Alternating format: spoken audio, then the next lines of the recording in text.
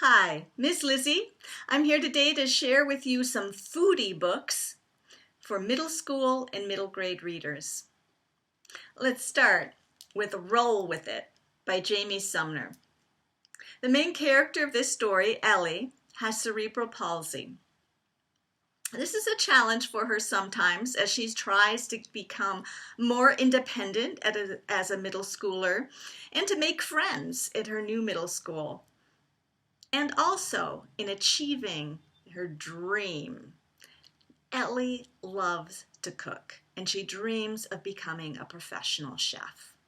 Now, all of these challenges are made greater for her because she has just moved with her mother from her hometown of Nashville, Tennessee, to a really small town in Oklahoma, into the trailer park where her grandparents live. Ellie's grandfather has dementia and he is getting worse, so Ellie and her mother have moved in to help out. Now this is a big change for Ellie. This is a much smaller town, although she's familiar with it. It's only been from summer visits. And now she's staying there. She's going to school at this really small school, and she's trying to make friends, which she does for the first time. And she starts to become a little more independent from her mother and being able to do things more on her own or with her friends. And she's finally in Oklahoma for the spring bake-off. This happens every year, and her grandmother has always told Ellie about it and raved over the winning pies. And Ellie has always wanted to be there so that she could put in her entry for an original pie recipe and hopefully win. This year, she finally has a chance, if only she can come up with the perfect original recipe. This is a great story about Ellie becoming more independent, making friends, and exploring her dream and coming up with creative recipes or ideas for interesting flavors and ingredients to put together into a pie. You will definitely want to grab your favorite slice of pie while reading this book. Another new book just came out this spring where cooking is a big part of the story, is A Place at the Table. This is co-written by Saadia Faruqi and Laura Shovan. Two middle school girls, they're sixth graders, Elizabeth and Sarah, end up becoming cooking partners in an after-school club for cooking, East Asian cooking. The club is taught by Sarah's mom, and Sarah is there really reluctantly because she hates cooking.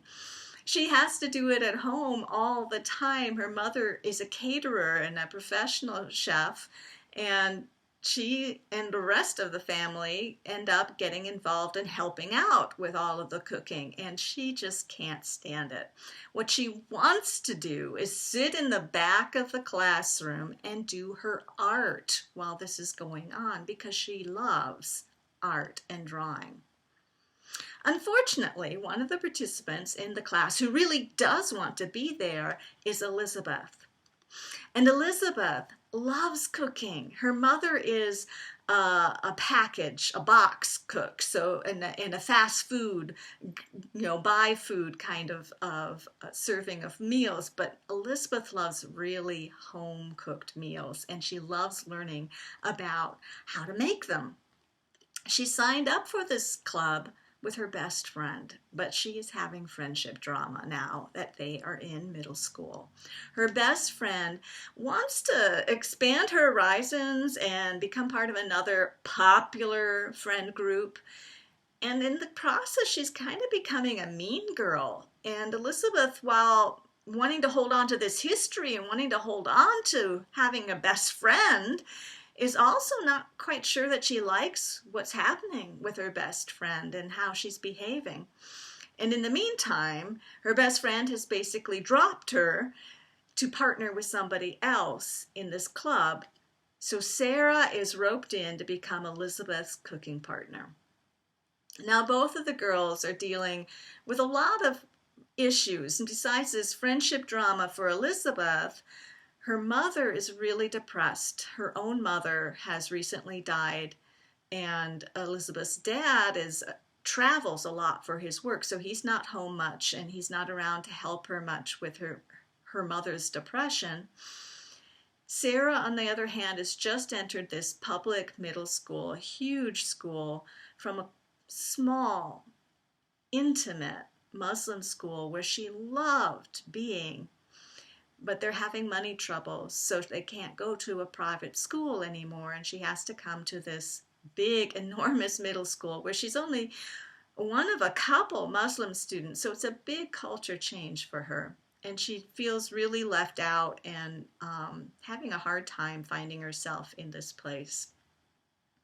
Elizabeth and Sarah become friends gradually, getting to know each other and start eventually supporting each other and learning about the troubles that they have and supporting each other in their dreams.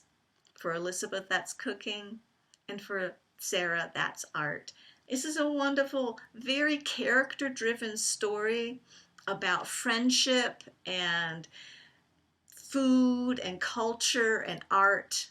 A really good read with delicious food descriptions. The only downside is that there are no recipes, so you can only just read and dream about the wonderful food in this book. Well, it didn't have recipes in the last book, so I have to at least give you one book that does. And this is an oldie but goodie, a Newbery Honor book, Everything on the Waffle by Polly Horvath. This is a sweet, really quirky story.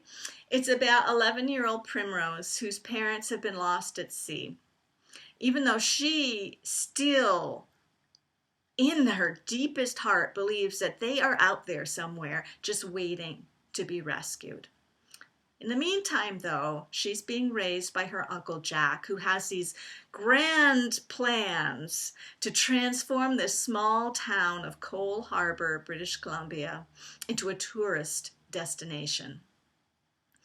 Now, Polly really enjoys this small town, and it's just filled with lots of quirky characters, including the owner of the restaurant.